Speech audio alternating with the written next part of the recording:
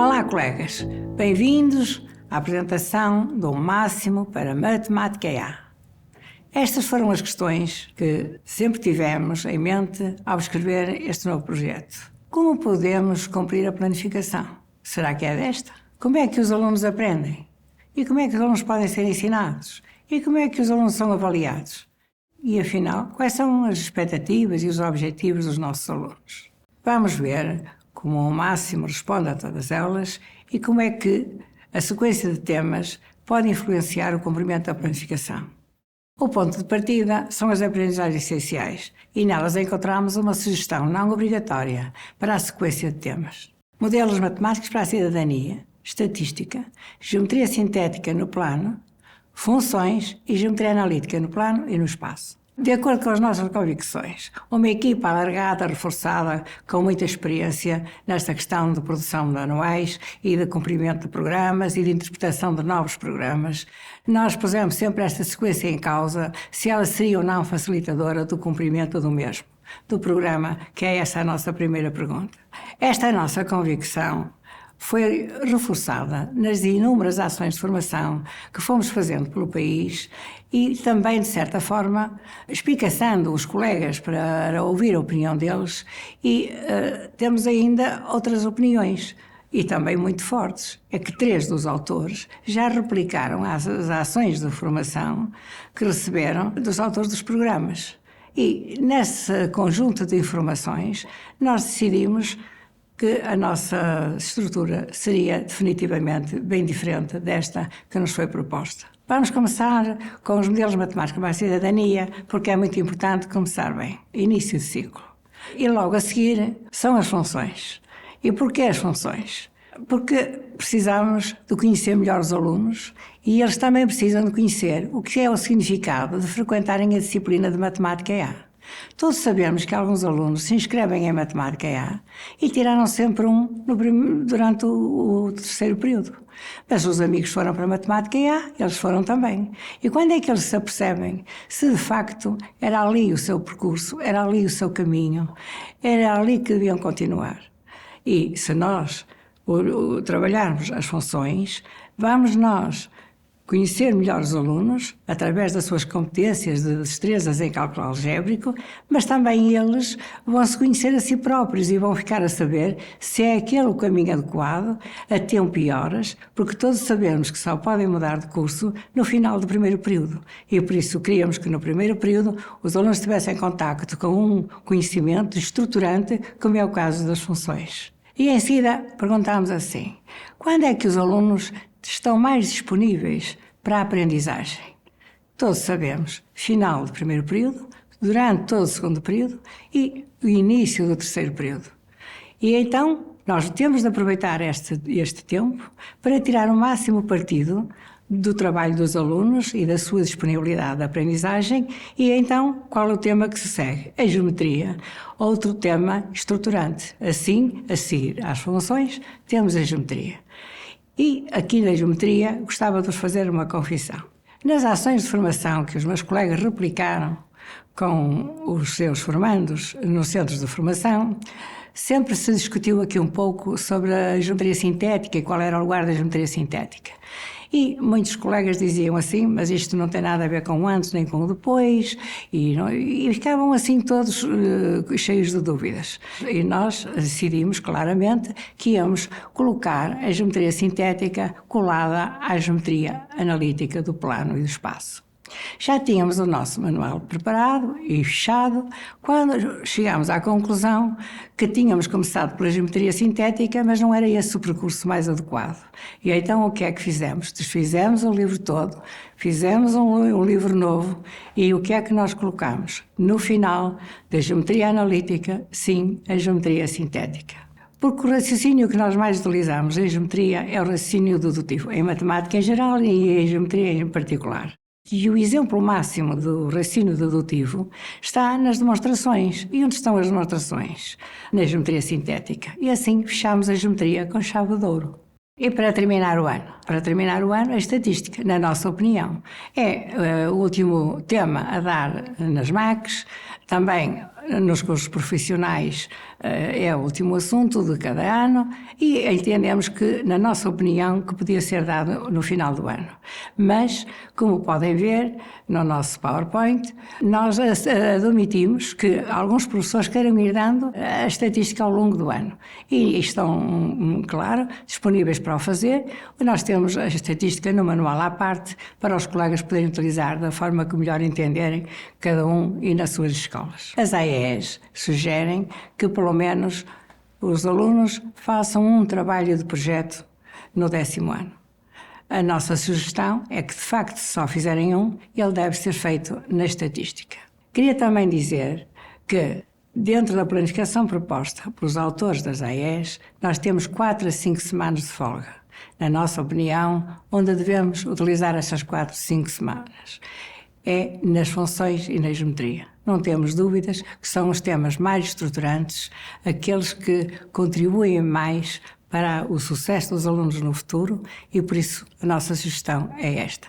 4 semanas para a cidadania, 6 semanas para a estatística e o resto do tempo disponível, utilizá-lo nos temas estruturantes.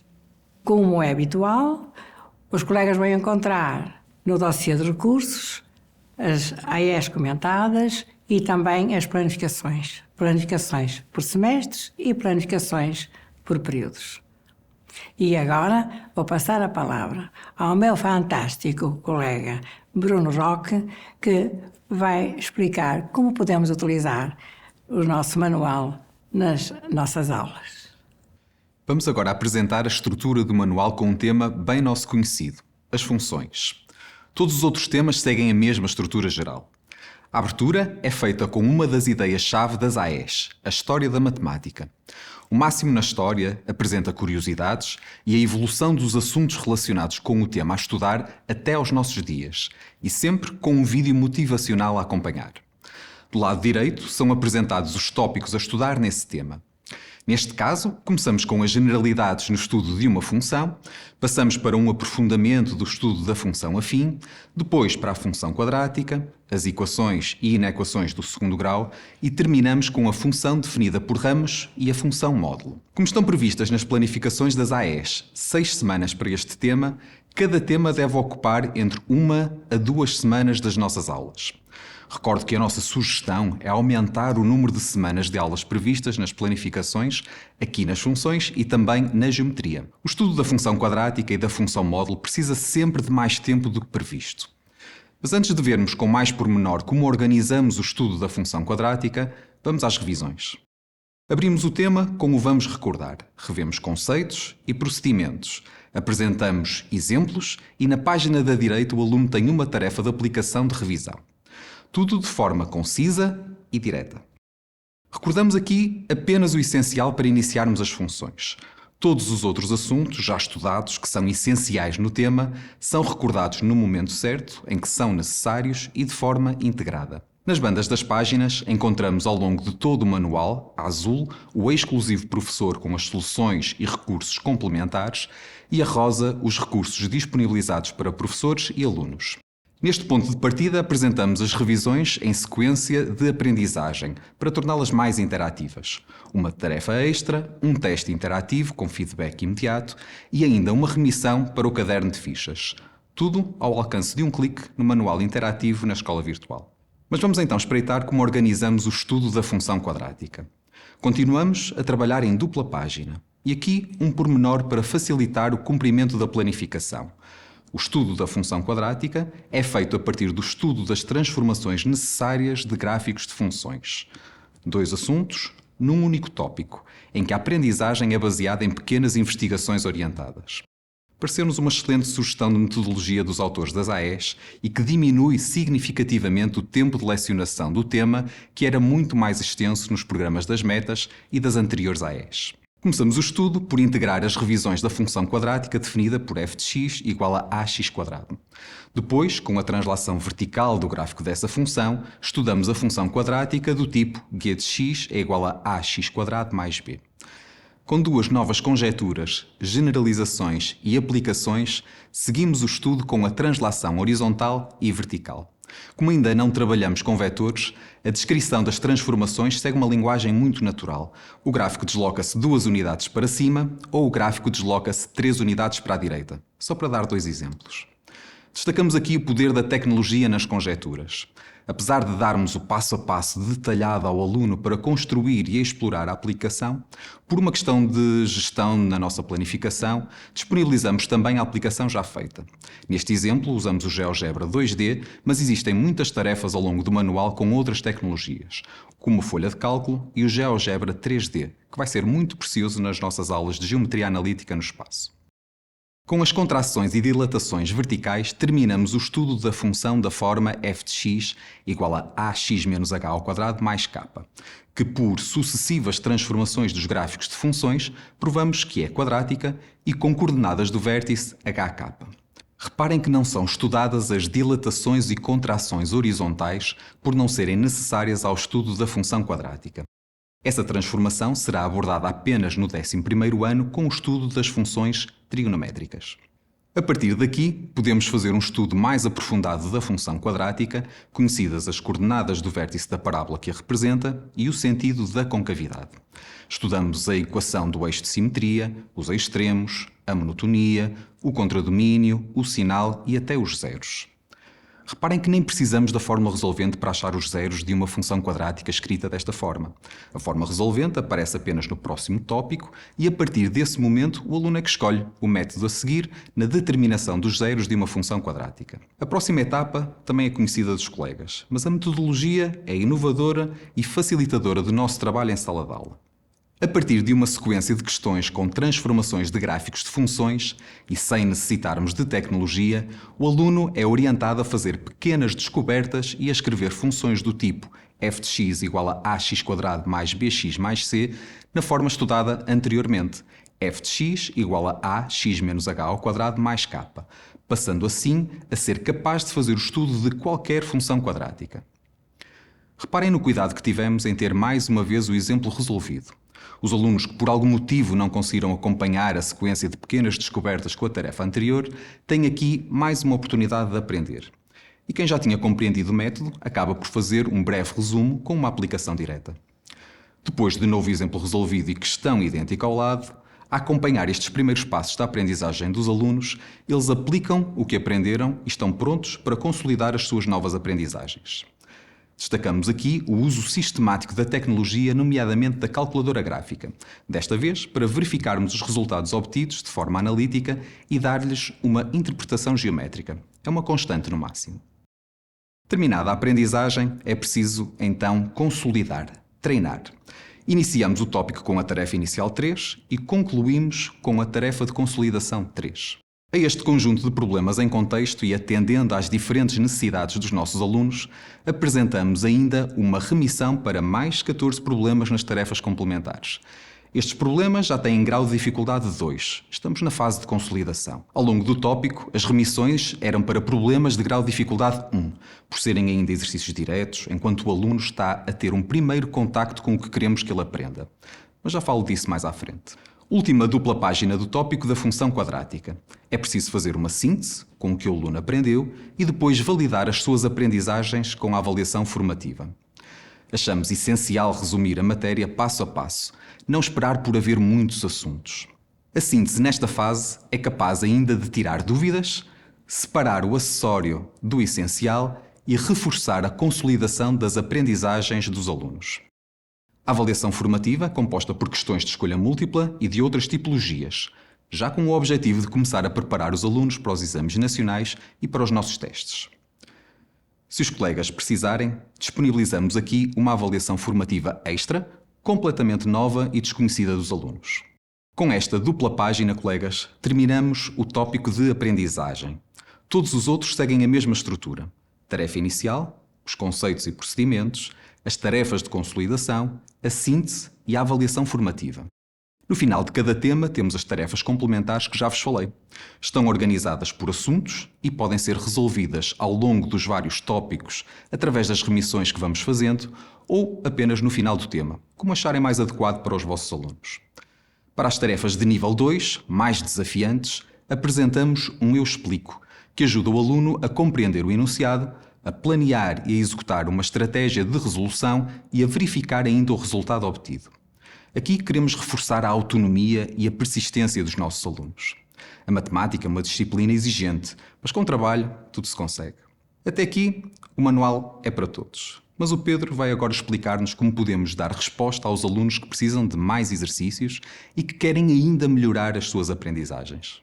Como vimos, o nosso projeto está estruturado para responder aos objetivos de todos os alunos, de modo que atinjam o seu máximo. Nessa perspectiva, não se preocupem com o número de páginas de cada tema. Não podemos fugir às questões difíceis, pois há alunos cujo máximo é tirar 20. Mas estas questões estão bem identificadas nas tarefas complementares, nas tarefas de aprofundamento e na utilização da tecnologia. Decidimos colocar tudo no manual, mas no seu espaço próprio. No que respeita à tecnologia, esta desempenha um papel de destaque no nosso manual e tem 3 propósitos: estabelecer conjecturas, verificar resultados obtidos analiticamente e resolver problemas. Ao longo da sua utilização, sempre que pertinente, fazemos remissões para o Guia Prático de Tecnologia, onde damos mais pormenores técnicos e complementares ao uso da tecnologia. Aqui encontram-se tutoriais do Excel, do GeoGebra, do Python e das 4 calculadoras gráficas, sendo a NumWorks a novidade. Tudo isto integrado no manual do aluno. Como poderão verificar, o pensamento computacional com tecnologia tem um espaço especial no nosso manual, o Máximo ON. As tarefas aqui propostas poderão ser realizadas quando tivermos tempo ou considerarmos que são oportunas. A sua não realização não compromete os objetivos das aprendizagens essenciais. Neste caso, temos 2 tarefas com o Python, outra novidade destas novas aprendizagens essenciais. Para facilitar a implementação do Python como instrumento para resolver problemas, disponibilizamos um vídeo com resolução detalhada das questões que envolvem a sua utilização. Colegas, sabemos que é mais um desafio colocado aos professores a utilização do Python, mas podem contar com a nossa equipa para ir às vossas escolas, dar formação e ajudar-vos no vosso trabalho. E no que respeita à avaliação final do tema, que novidades temos? Começamos com uma avaliação global com questões apenas de escolha múltipla, que tem associado um quiz EV. De seguida, uma nova avaliação com questões de várias tipologias e que tem associado um teste interativo na componente digital. Para quê? Para permitir a correção e obter um feedback imediato. A seguir a estas avaliações, propomos questões tipo exame para que os alunos interpretem desde o início do ensino secundário enunciados mais longos e tenham uma preparação adequada e gradual. Mas as novidades não se ficam por aqui. Para diversificar os instrumentos de avaliação, propomos para cada tema uma apresentação oral e um trabalho de projeto. Saber comunicar é essencial. A capacidade de expor a resolução de um problema, o resultado de uma investigação ou de um trabalho de grupo deve ser desenvolvida e trabalhada. Neste sentido, apresentamos um vídeo com as etapas e dicas necessárias para realizar uma boa apresentação oral. A apresentação oral é uma forma de divulgar informações sobre um determinado tema a um público. Para que seja eficaz, deves utilizar recursos verbais adequados ao público-alvo e à temática. Mas também recursos não verbais, como a postura, o tom de voz, ritmo e intuação, de forma a manter a atenção e interesse do público. Os autores das aprendizagens essenciais sugerem que se realize um trabalho de projeto por ano. Para permitir opções de escolha aos colegas para trabalharem com as vossas turmas, disponibilizamos um trabalho de projeto para cada tema. Este trabalho de projeto consiste na realização de pequenas tarefas devidamente orientadas e em torno de um objetivo comum. Muitos colegas dizem-nos: esses trabalhos demoram muito e às vezes não resulta em nada. Sabem qual é a novidade? É que estes trabalhos de projeto estão implementados na área de projetos da Escola Virtual, uma ferramenta digital inovadora que ajuda o aluno a desenvolver e a organizar o trabalho e facilita o trabalho do professor na monitorização e na sua avaliação. E para complementar o manual, podemos contar com o apoio da Escola Virtual. Na área de avaliação, podemos procurar e criar novos instrumentos de avaliação com feedback imediato e ainda partilhá-los com os nossos alunos. E com o manual interativo, todos os recursos do projeto estão ao alcance de um clique. Destacamos aqui 2 novidades: a leitura assistida e o dicionário. Cada vez mais, temos alunos com dificuldades de interpretação de enunciados e até alunos em que o português não é a língua materna. Com estas ferramentas, tornamos ainda mais o manual inclusivo. Mas os recursos do nosso projeto não ficam por aqui, não é assim, Ana? É verdade, Pedro. A diversidade de alunos e o nosso compromisso em responder a todas as suas necessidades fez-nos reforçar o projeto com o dossiê de recursos, o caderno de fichas, o Máximo ON e ainda o portfólio de avaliação. O caderno de fichas está dividido por temas. Cada tema tem uma ficha, vamos recordar, fichas por tópicos, fichas com recurso à tecnologia e fichas de avaliação. Apenas a versão do professor contém as propostas de resolução. Colegas, criamos mais fichas que estarão em formato digital para, se assim o entenderem, utilizarem como instrumento de avaliação ou como fichas de preparação para os testes ou então como uma tarefa de investigação. Este suplemento é uma extensão do Máximo ON que está no manual e é onde encontram tutoriais alargados com a tecnologia usada no Máximo e ainda mais tarefas com recurso à tecnologia, todas com as respectivas resoluções. No portfólio de avaliação, como o próprio nome indica, temos avaliações formativas e globais extras à do manual. Os colegas podem utilizar as que constam do manual como preparação e de seguida aplicar aos alunos para verificar as suas aprendizagens, se quiserem. Como os instrumentos de avaliação devem ser diversificados, acrescentamos tarefas diferenciadas com avaliação por rubricas, uma para cada tema.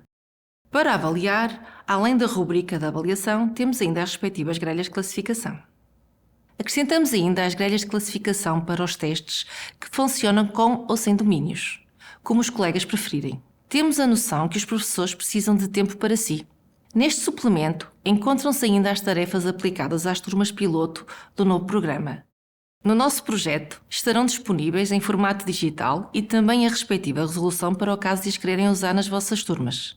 O dossiê de recursos tem as planificações, como já foi referido pela Maria Augusta, mas colegas ainda podem ler os comentários às aprendizagens essenciais e reforçamos a avaliação com questões de aula, testes de avaliação e testes globais. E, é claro, as respectivas resoluções destes materiais e as resoluções do manual. E é este o nosso projeto. O manual, o caderno de fichas e o acesso à escola virtual com todos os recursos associados ao projeto, para os alunos e para os professores. E em exclusivo para o professor, temos ainda as ofertas do dossiê de recursos, o Máximo ON e o portfólio de avaliação. Colegas, estamos certos de que todos os autores, tal como nós, deram o seu melhor para termos excelentes manuais à nossa disposição. Mas o aluno só vai ter acesso a um, ao que os colegas escolherem. Daqui a umas semanas, quando tivermos de escolher o mais adequado para os nossos alunos, e se nos permitem a sugestão, pensem qual é o manual que responde da melhor forma a cada uma destas 5 questões que nos acompanharam nesta apresentação. Permite que se cumpra a planificação? Ou para o usar eu vou ter de dar alguns conteúdos à pressa ou empurrá-los para um 11º ano já longo e exigente? Permite que os alunos aprendam por ele? Permite que desenvolvam a sua autonomia? Os alunos sabem claramente o que fazer em cada etapa da sua aprendizagem e como podem estudar por ele? Permite-nos ensinar da melhor maneira e libertar-nos para outras tarefas? Ou vamos ter de andar sempre a fazer fichas e a não ter tempo para mais nada? Permite-nos começar já a preparar os alunos para os exames nacionais e trabalhos que vão ter de realizar no ensino superior e no mundo do trabalho? Conseguimos preparar os alunos para diferentes instrumentos de avaliação? E para finalizar, permite-nos dar resposta a todas as expectativas dos nossos alunos, diversificando percursos de aprendizagem para que cada um dê verdadeiramente o melhor de si e atinja o seu máximo? Para nós, colegas, a resposta é clara, mas deixo as conclusões finais com a Maria Augusta. E os colegas sabem porque é que esta menina está tão contente? Foram os colegas que a puseram assim feliz, porque lhe deram o máximo, um livro fantástico, que ela gosta, porque a ajuda a aprender. E colegas, espero que tenham gostado da apresentação. Os vossos alunos contam convosco. E os colegas podem contar sempre, mas sempre connosco. Em meu nome e desta minha equipa alargada, muito obrigada pela vossa atenção e até breve. Beijinhos para todos.